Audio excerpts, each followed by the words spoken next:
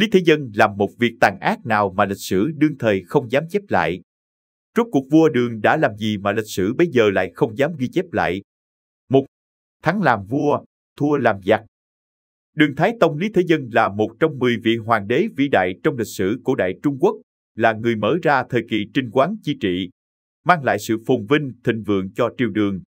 Nhưng một vị hoàng đế tài giỏi như vậy lại không phải lên ngôi do được truyền ngôi. Lý Thế Dân là hoàng đế nhà Đường đầu tiên lên ngôi theo chế độ thiện nhượng. Ông dùng vũ lực phát động chính biến Huyền Vũ Môn, giết anh trai mình là Lý Kiến Thành, sau đó đăng cơ xưng đế. Lịch sử gọi đó là sự kiện sự biến Huyền Vũ Môn. Lý Thế Dân là con trai thứ hai của Đường cao tổ Lý Uyên. Thời niên thiếu, ông đã cùng Lý Uyên chinh chiến tứ phương, tấn công nhà Tùy. Nhà Tùy vì không địch lại được quân đội của cha con Lý Uyên, bị dồn đến con đường suy vong. Lý Uyên sau đó lên ngôi thành lập nên nhà Đường. Trong thời gian tấn công nhà Tùy, Lý Thế Dân đã bộc lộ tài năng quân sự hơn người của mình, lập được nhiều chiến công hiển hách. Lý Uyên cũng đã đồng ý với Lý Thế Dân, đợi đến khi Thái Nguyên khởi binh thành công, sẽ lập Lý Thế Dân làm thái tử. Nhưng rồi vua cha lại không tuân thủ lời hứa. Sau khi Lý Thế Dân thành công, Lý Uyên lại phong con trai cả Lý Kiến Thành làm thái tử. Việc này đã khiến Lý Thế Dân vô cùng tức giận, nhưng Lý Thế Dân chọn cách tạm thời nhẫn nhịn. Trên triều đình, Lý Thế Dân tìm kiếm sự trợ giúp từ các đại thần, lôi kéo bè phái, cùng nhau đối phó với Lý Kiến Thành. Sau khi thiên hạ ổn định, lòng dân phần nhiều đều hướng về Lý Thế Dân.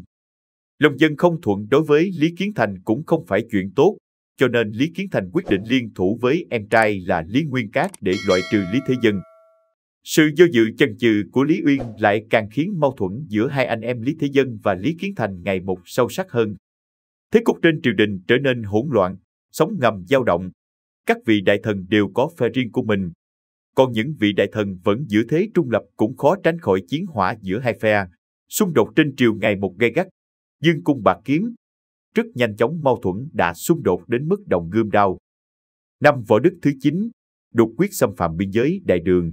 Lý Nguyên Cát xuất chinh chống lại đột quyết. Việc này đã đẩy tranh chấp giữa Lý Thế Dân và Lý Kiến Thành đến bước ngoặt mới, đẩy lên giai đoạn kẻ thắng làm vua, thua làm giặc.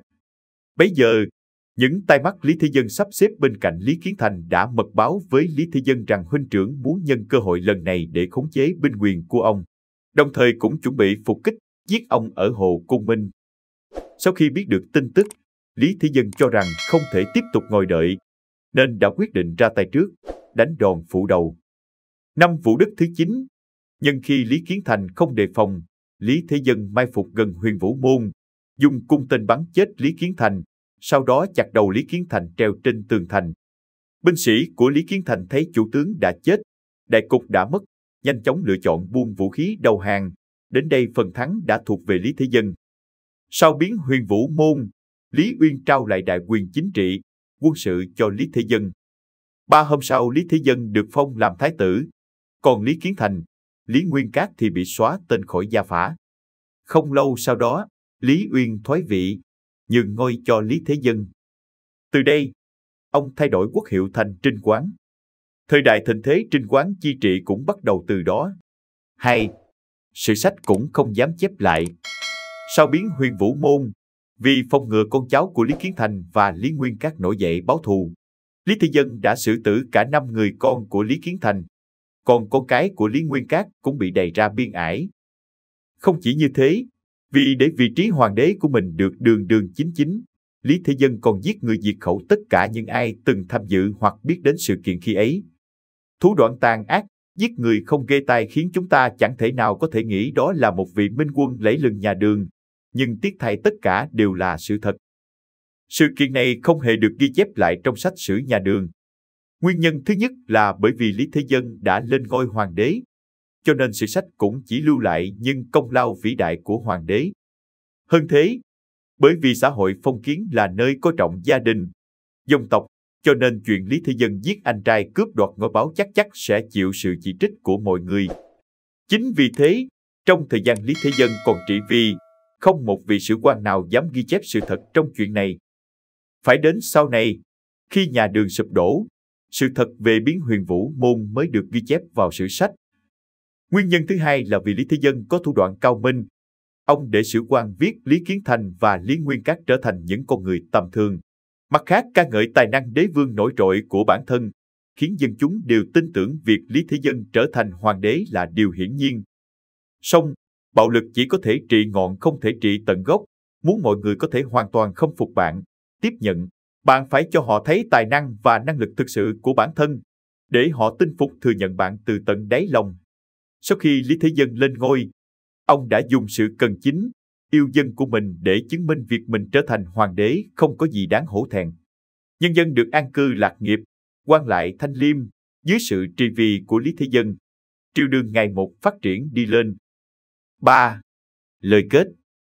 Từ xưa đến nay, thắng làm vua thua làm giặc, chuyện thị phi, công tội đều do người khác đánh giá. Hãy thử nghĩ, nếu khi đó Lý Kiến Thành trở thành hoàng đế, vậy liệu thời đại thịnh thế nhà Đường có đến nhanh như vậy không? Khi nhà Đường vừa mới được thành lập, đất nước vẫn chưa ổn định, lòng dân chưa yên. Chính nhờ những trận chinh chiến lâu dài đã giúp Lý Thế Dân chứng kiến cảnh dân chúng lưu lạc vì chiến tranh, cảnh sinh linh lầm than, cho nên mới càng thêm hiểu rõ được dân chúng thực sự cần điều gì. Sau khi lên ngôi, Lý Thế Dân đã mạnh mẽ tiến hành cải cách triều đình, phục hưng quốc gia. Trải qua hơn 20 năm quân thần cùng nhau cố gắng, xã hội được ổn định, kinh tế được phục hồi, dân số ngày một tăng lên. Ông được ngợi ca là thiên khả hãn đường Thái Tông Lý Thế Dân. Nếu xét chung lại, Lý Thế Dân công cao hơn tội, nhờ có thời trinh quán chi trị của ông đã lập nên nền móng cho sự thịnh vượng, phồn vinh kéo dài hơn trăm năm của nhà Đường. Hậu thế sau này cũng có rất nhiều tác phẩm thơ văn ca ngợi tài năng, công đức của ông. Sự biến huyền vũ môn chính là bước ngoặt trong cuộc đời Lý Thế Dân, đồng thời cũng là bước ngoặt của lịch sử. Video chúng tôi đến đây là kết thúc. Cảm ơn tất cả các bạn đã quan tâm tới Xe Hay V88 và theo dõi video của chúng tôi. Đừng quên like, share và đăng ký kênh. Đặc biệt đừng quên bật chuông để theo dõi những video khác nhanh nhất. Một lần nữa xin cảm ơn tất cả các bạn.